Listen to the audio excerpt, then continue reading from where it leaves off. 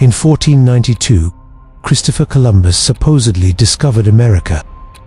Schools teach it, books celebrate it, history books close the case. But here's the truth. They don't tell you. 500 years before Columbus was even born, wooden Viking longships were already cutting through Atlantic waves toward American shores. They didn't stumble upon it by accident. They built settlements. They fought wars. They left behind iron tools, wooden houses, and archaeological proof that would remain buried for nearly 1,000 years. This isn't a legend. This isn't a saga tale. This is its true story of the man who actually discovered America first. His name was Leif Erikson, and this is how he did it. Our story begins not with Leif, but with his father, Erik Thorvaldsen, better known as Erik the Red. Around 960 AD, Erik's family was exiled from Norway for murder. They fled to Iceland, hoping for a fresh start. But Erik had his father's temper. After killing 2 men in Iceland over a land dispute, Erik was declared an outlaw. He was banished for 3 years sent away with nowhere to go. Most men would have given up. Erik sailed west into the unknown Atlantic. For weeks, he navigated through freezing fog and towering icebergs. Then he found a massive, unexplored land covered in ice and snow. He called it Greenland, not because it was green, but because he wanted others to follow him there. It was the world's first marketing campaign, and it worked. Around 985 AD, Erik returned to Iceland with stories of fertile valleys and new opportunities. He convinced hundreds of Vikings to join him, and they sailed back to Greenland in a fleet of 25 ships. This is where Leif Erikson grew up.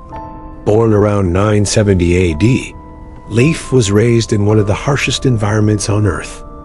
Brutal winters, limited food, constant survival. But it made him fearless.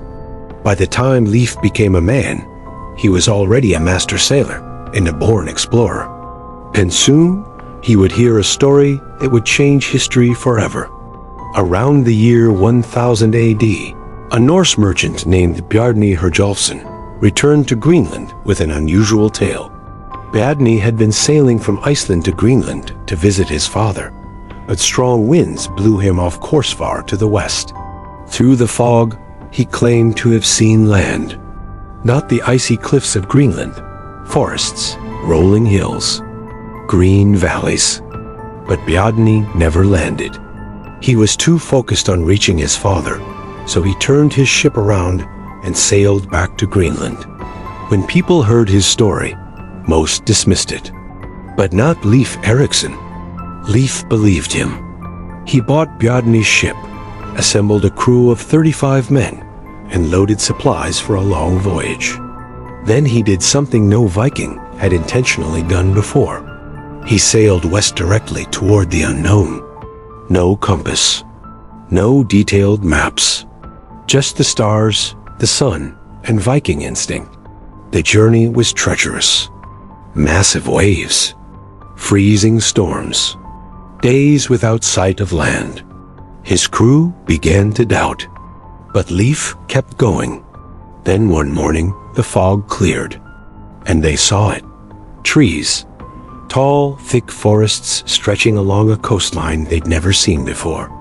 They had reached North America.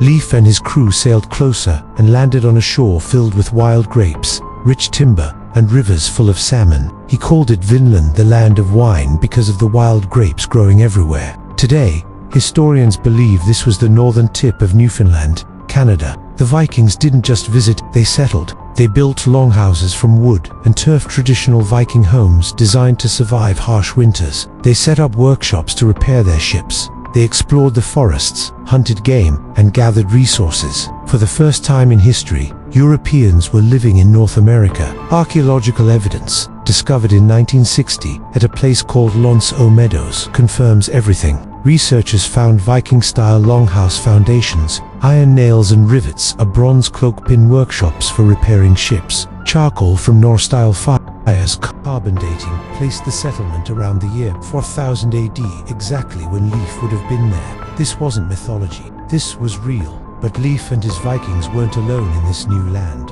The Vikings called the native people they encountered Norse term meaning wretches or barbarians.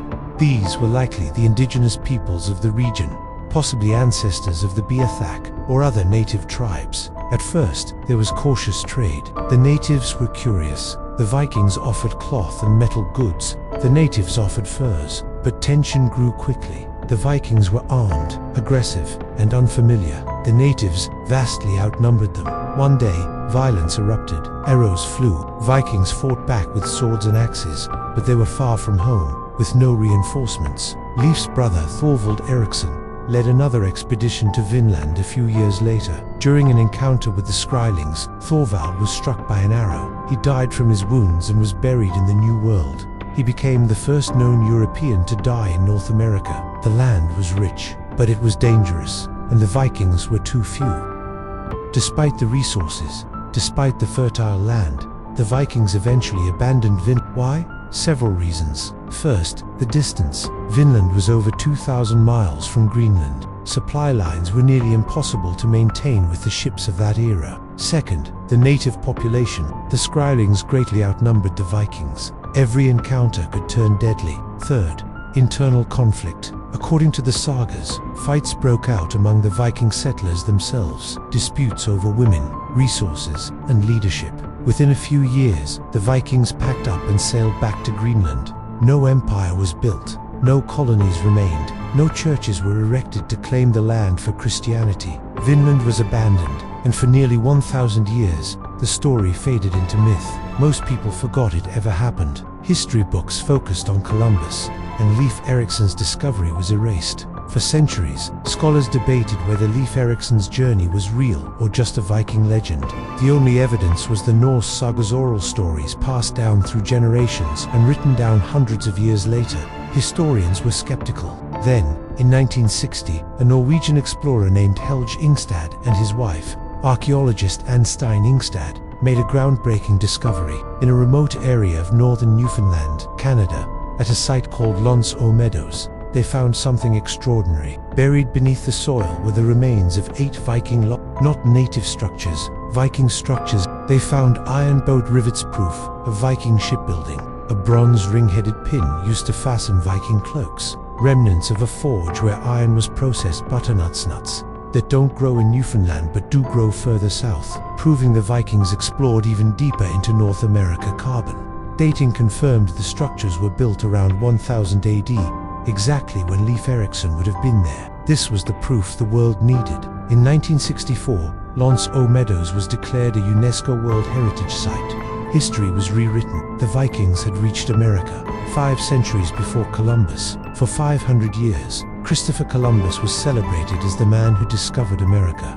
But the truth is more complicated. Columbus never set foot in North America. He landed in the Caribbean. And even that land had been inhabited for thousands of years by indigenous peoples. But if we're talking about the first European to reach the North American mainland and leave archaeological proof behind, that was Leif Erikson, a Viking, the son of an outlaw, a man born into exile who dared to sail into the unknown. He built homes in America. He fought the first European war on American soil. He walked on land that wouldn't be officially discovered for another 500 years. His story wasn't preserved by kings or churches. It survived in oral sagas, whispered by firesides across generations, until archaeologists uncovered the truth buried in the Canadian soil. Leif Erikson didn't conquer America. He didn't claim it for an empire. He simply reached it first. And now, the world finally knows his name.